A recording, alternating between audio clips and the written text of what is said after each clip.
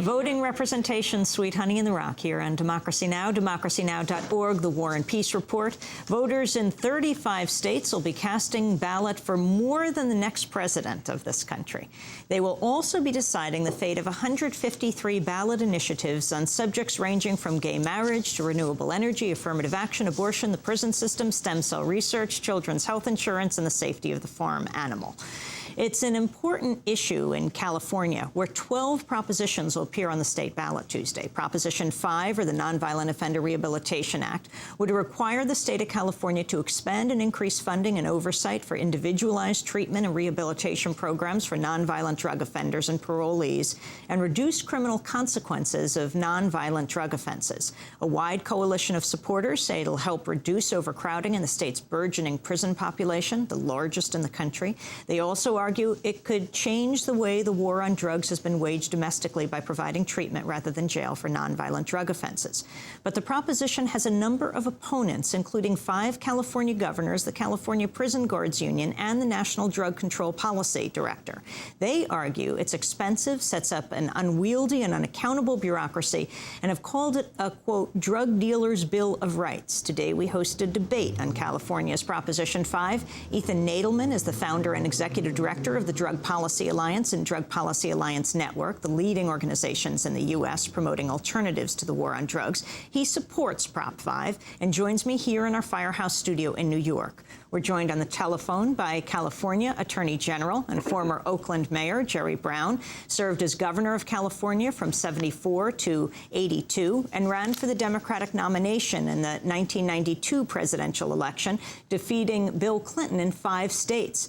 Jerry Brown is opposed to Proposition 5. We welcome you both to Democracy Now! Ethan Nadelmann, let's begin with you. Why do you support it? Well, this is a model of how to be dealing with the problems of prison overcrowding and with the drug problem in the United States. California prisons population has virtually tripled in recent decades.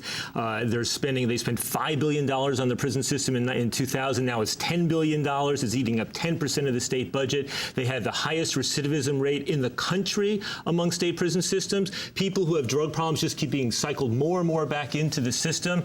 So basically, with Prop 5, what you have is a model for how to deal with this. It's based upon all of the recommendations of former governors' independent commissions. It's one that would reduce the California prison population by roughly 20,000 nonviolent offenders in a way that would simultaneously reduce crime and recidivism. It would effectively shift $1 billion a year from prison and parole over to the treatment and rehabilitation side. It would save taxpayers over $2 billion because new prisons would not need to be built, and it would hold people accountable. Not just the people getting caught up because of drug problems, it would also hold the drug court judges and the rest of the criminal justice system accountable. One thing that California has lacked horribly over the last few decades is any notion of accountability on the part of people in the prison industrial complex. That's what we're seeing right now. California Attorney General Jerry Brown, why do you oppose it?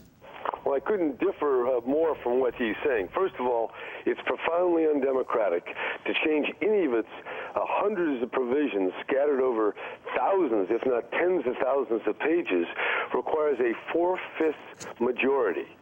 That is completely against the notion of majoritarian democracy. Number 2, it is so abstruse, so esoteric, that I would bet you there aren't 5 people in the world that even understand it. It's extremely difficult to gather. It's like one of these complicated mortgage instruments that just by their complexity, they act as a deception on the user. There's no way the voters, by being asked to vote yes or no, can really respond intelligently to such a grab bag of provisions.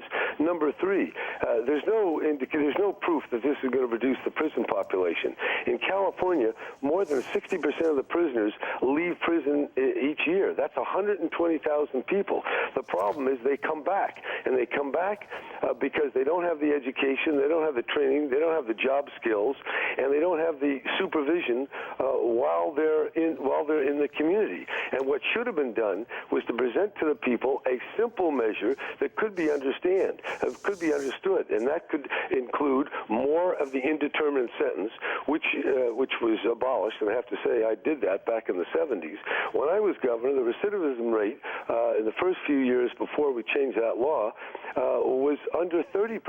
Now it is up to 60 to 70%. We had far fewer people in prison, and the prison budgets were lower.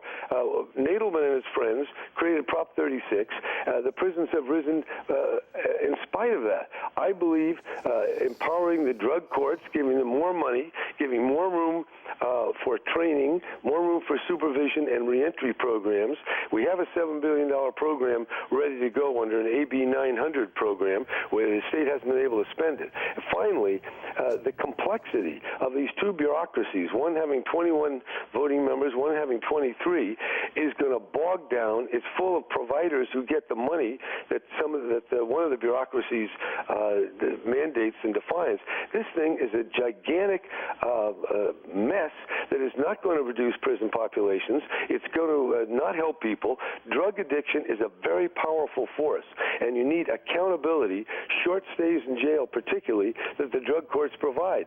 Nadelmann and his friends wouldn't work with the drug courts. They have a hostility to it. Their real agenda is to legalize drugs. I live in a drug-infested neighborhood with halfway houses on my block. I've been there for 5 years. I can tell you it's a horror out in the streets when you see these people. You've got to provide some coercion along with help and treatment and education. Well, let me just put it this way. Jerry Brown is bought and paid for by the prison industrial complex. Shut up, Jerry. There's a $1 million, Jerry, stop talking, Jerry. Wait, one at a time, but it has to be a civilized discussion. Right now, Jerry, you want to be governor. Jerry, you want to be governor one day. There's a $1 million ad campaign paid for by the prison guards. Excuse me? Jerry, why don't you stop talking and let me talk? Jerry, there's a one... Attorney General Jerry Brown, we're going to give you equal time to respond. Okay. There's now a $1 million paid ad campaign on TV in the Bay Area featuring Jerry Brown, the guy who's supposed to be in charge of the system. This guy stood up with 3 Republican governors and the former governor, Gray Davis, who took millions of dollars from the prison guards union to denounce this initiative. He says this thing is anti-democratic. It's anti-democratic when the prosecutors and the prison guards union put millions of dollars into the system to buy the politicians going in.